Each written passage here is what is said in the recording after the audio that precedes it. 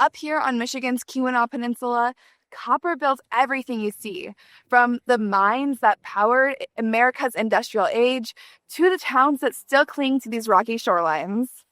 This place tells a story of amazing geology and true hard work and grit that I can't wait to share with you. So come with me on my perfect day in Michigan's Keweenaw Peninsula. Yes, I only gave myself one day. I know, I don't know why I keep doing this to myself, but here we are. Welcome back to the Rock Record. Let's talk rocks.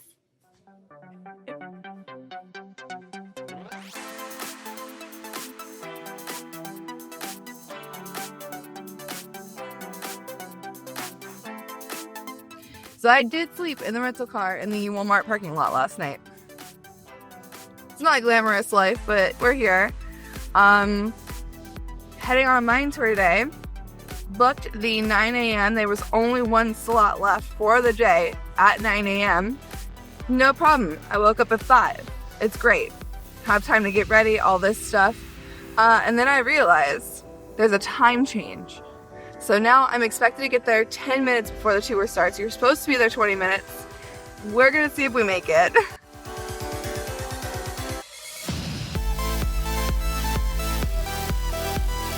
Oh my gosh, it barely made it. But as always, we start off with the local museum and mine tour.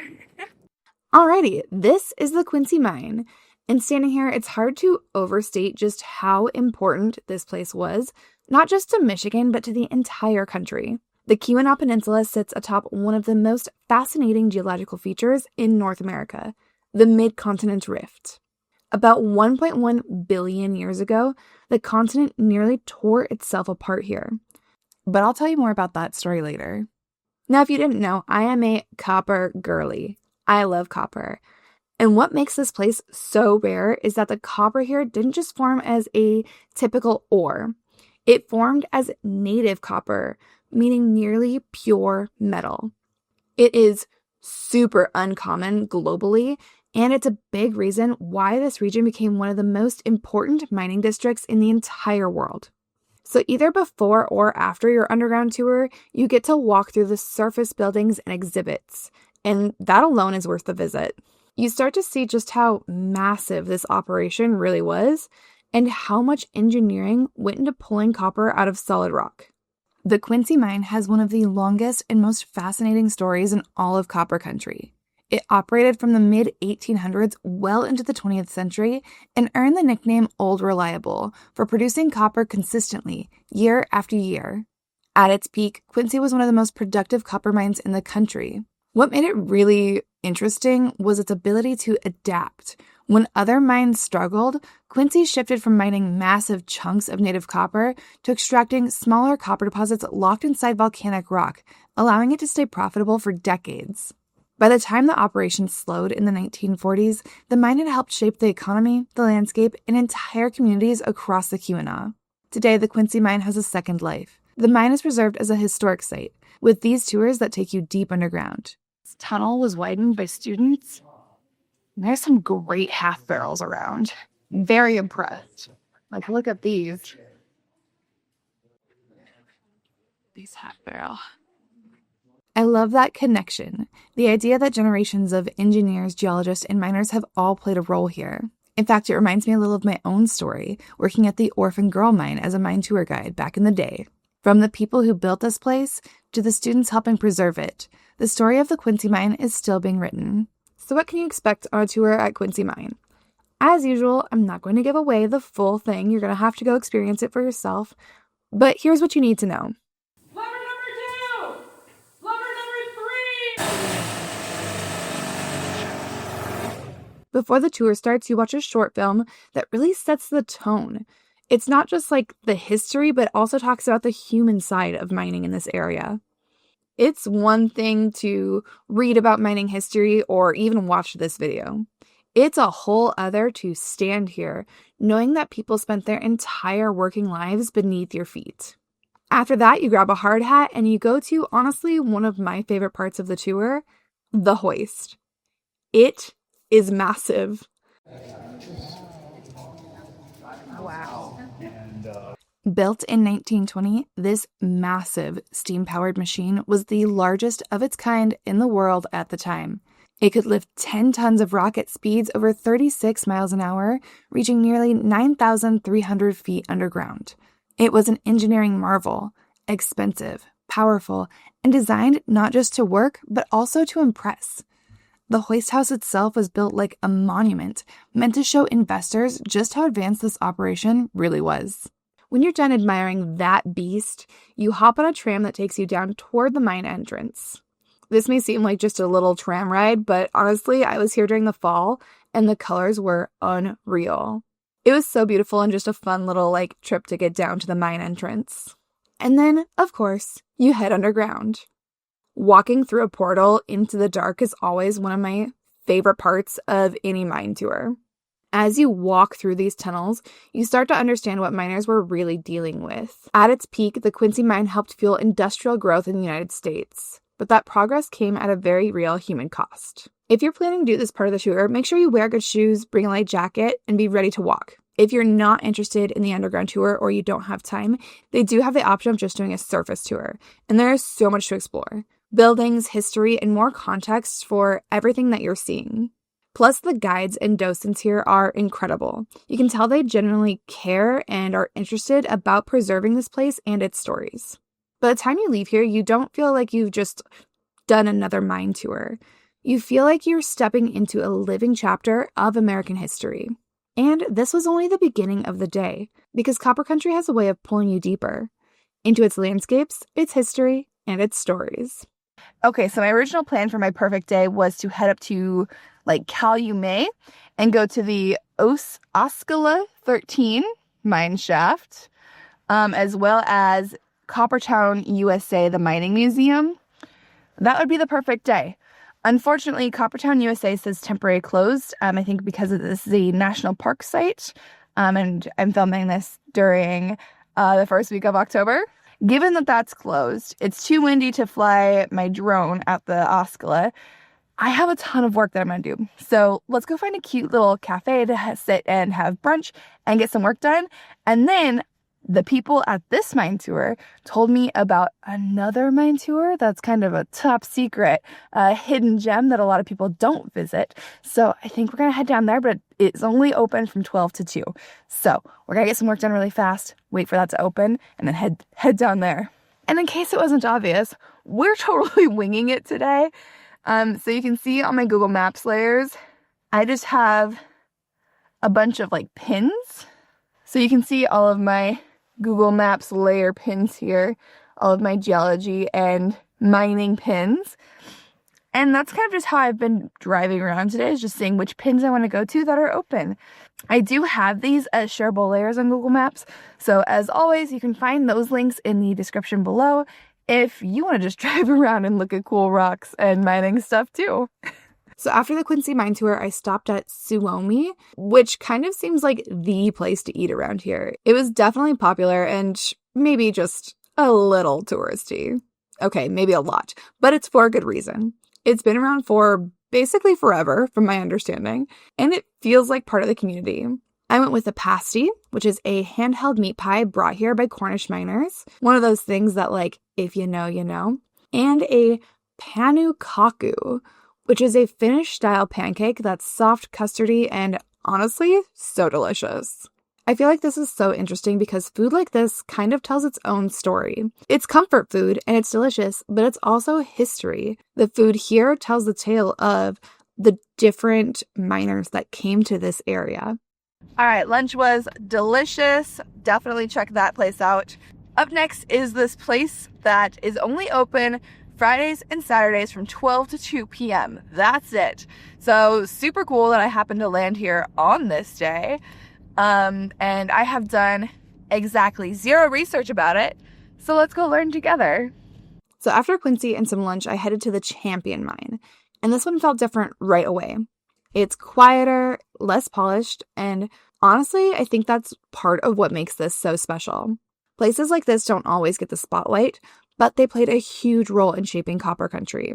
The same geological forces that built the rest of the Keweenaw are at work here as well. This is one of those places where, yes, you probably want to take the tour if you can manage it and get there on time, but you also don't need a perfectly planned itinerary to really feel the history. Even just walking around, you get a sense of how much life once moved through here. People showing up day after day to work in conditions that were anything but easy. Okay, so just a heads up, they only do the tours up top of the head frame here at noon, and they only do one a day, and only during limited times of the year. So this is actually the last weekend that they're open. So double check that before you come. But even still, there's lots of great buildings to walk around. And a lot of gates are like unlocked, so the hoist house here is unlocked. Underneath the head frame itself, etc. So definitely still worth stopping by, even if you miss the tour like I did. And although I did miss the tour, what really made this stop extra special was the people. The docent that was here was incredible. He was passionate, knowledgeable, and clearly invested in keeping this place alive. Crazy. It may not be as big as Quincy, but it was underground. Is this one steam as well, or is this one electric? Okay. Electric motor. Okay. Saying that spewed out there, or the copper is still there. You can find it. Debit sides. So they had a medical. They had to pay an aid fund. So they this would be like essentially medical insurance. The company had a hospital. I think that's something that I just kept noticing here, is that these places aren't just historical sites. Their stories people are actively protecting and sharing still.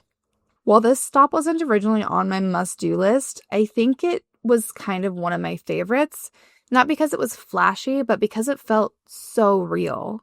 It's the kind of place that reminds you why these stories matter and why they're worth slowing down for. But of course, still a lot more to see in the area. All right, up next, more rocks. So I spent all morning walking through these old mine sites, imagining what life was like underground, and seeing the rocks, but not necessarily like understanding them. So I wanted to zoom out a little and understand why this place exists at all. So I headed to the A.E. Seaman Mineral Museum, because if the mines tell the human story, this place definitely tells the geological one. The A.E. Seaman Mineral Museum is home to one of the finest mineral collections in the world, and it's especially known for its native copper specimens. What I love about this museum is it doesn't just show you beautiful rocks, it helps you understand the deep time behind them. You start to realize that this entire region exists because of something that happened more than 1 billion years ago. The story of the Keweenaw Peninsula begins more than 1 billion years ago, when this part of North America nearly tore itself apart.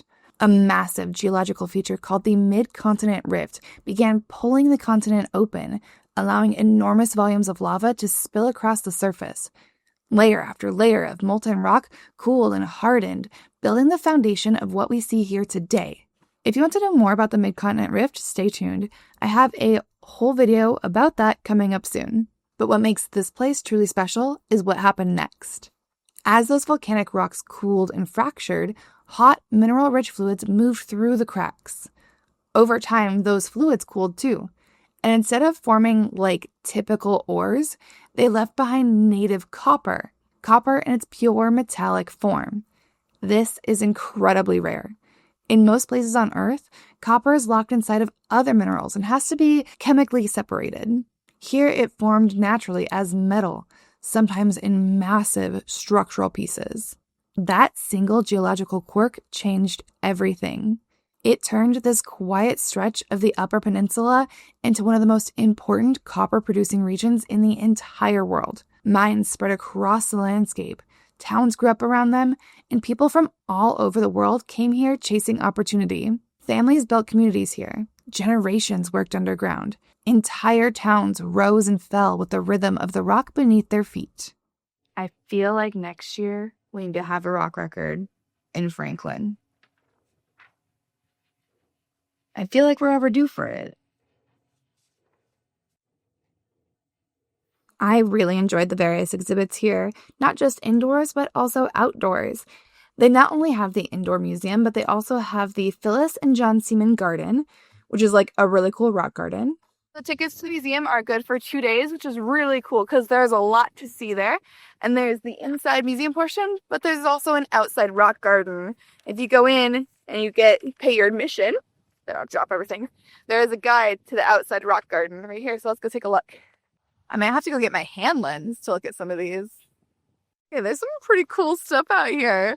Check out this, like, column of basalt. It's, like, so perfect. And then we've got,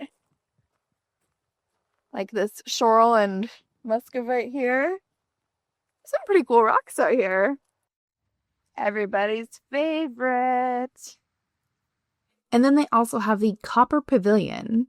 This is literally just like a gazebo that was built to hold the Guinness World Record holding 19-ton Lake Copper, which was discovered from Great Sand Bay in Lake Superior. This thing is massive. Okay, I think this is what I came to see. We gotta walk around here. No peeking. Okay, let me show you here. I don't know if this is gonna do justice for scale. Yeah, this thing goes way back here, all the way to here. I don't know. I don't think you're getting the appreciation of the scale of this. 19 tons. 19. Can you imagine? 33,000 pounds. Alrighty. That is stop number 3, I want to say, for the day. And I was going to sleep in the Walmart parking lot again, but I actually found a super cute B&B. So we're going to go check in and go to some place that I was not expecting to go. But since we're staying there, we'll go ahead and go there. Finishing off this perfect day, unexpectedly. So after a full day of mines and museums, I headed to Calumet to check in for the night. I found this really beautiful historic place and decided to give it a go and treat myself a little bit. Plus, I feel that staying somewhere like this feels like a part of the experience here. Calumet has so much history layered into it, and you can still feel that in a lot of the architecture. So I stayed at the Victorian house of the Larium Manor. All right. I'm not actually staying in this one because it's pretty booked up. So I'm going to go to their other property. But how cool is this? Wow. What a house, huh? Alrighty. This is where I'm staying. And this is what I look like walking into it because I need to pack tonight. The Larium Manor dates back to the early 1900s, built during the height of the copper boom, when this region was thriving and communities like Calumet and Larium were growing fast. Homes like this weren't just places to live. They were symbols of how deeply mining shaped life and riches here. All right, checked in and in a state of unpacking, but we can save that for later. Let's go look at the thing that I want to go look at. Since I did decide to go up to Calumet to stay the night, I decided to head back out and explore a little bit more and see some of those sites that I wasn't originally planning on seeing this morning. Okay, are you ready? Ta-da! Here it is. Another head frame. Shocker. I know. But check it out. It's pretty cool. So this is the Osceola 13 mine shaft. Just another relic of Michigan's impressive copper mining history here on the Keweenaw Peninsula. It was once part of the Osceola, gosh, I don't know if I'm saying that right, but Osceola, Osceola. It was once part of the Osceola Consolidated Mining Company. This site is unfortunately best known for the tragic 1895 mine fire, which claimed the lives of 30 miners, one of the region's worst mining disasters. While places like Quincy show the scale and innovation of the industry, sites like this remind you of the human costs that often came with it. Events like the 1895 fire are an important and sobering part of that history, and they still echo through the landscape today. I was just pulling out and I saw this. Okay, I'm happy I didn't go out of my way to see it. I thought there'd be more information because it is part of the national park, I believe. But it's still very cool. And if you're here, like staying here or passing through, driving north or something, definitely worth checking it out. So I just drove past the Coppertown Museum, and if it's open when you're here, check it out. It looks so cool, and then tag me in all your pictures. All right, now dinner and some work because I'm really behind. After a long day of exploring, it was definitely time for more food. I headed to the Michigan House Cafe and Brew Pub, which was like a historic building, and I loved the details, and the food was pretty good. It's the kind of spot where you can actually like slow down and reflect on everything that you've seen here. And of course, after dinner, dessert is a non-negotiable. I am freezing cold, but still in search of ice cream for a post-dinner snack. There's one thing about me, it's that I will talk rocks, and if there's another, it's that I will walk so confidently in the wrong direction. Target acquired. So I'm getting the vibe now. Everything is closing for the season. Must really slow down here in the winter. But that pretty much brings us to the end of a, I don't know about perfect day here, but pretty hectic and super fun day here up on the Keweenaw Peninsula. I'm going to finish the evening by going Uperlite hunting, which you can check out in a different video because I have a whole video on that. So if you want to see glowing rocks, check that out. Then I'm going to come back to my QB&B, pack for my crazy early flight on Sunday, because tomorrow I'm spending all day underground on a mine tour unlike any that I've ever been on before. So be sure to check that video out as well, because it's going to be insane. So I hope you enjoyed. I hope you come visit for yourself. And until next time, keep exploring the stories written in stone.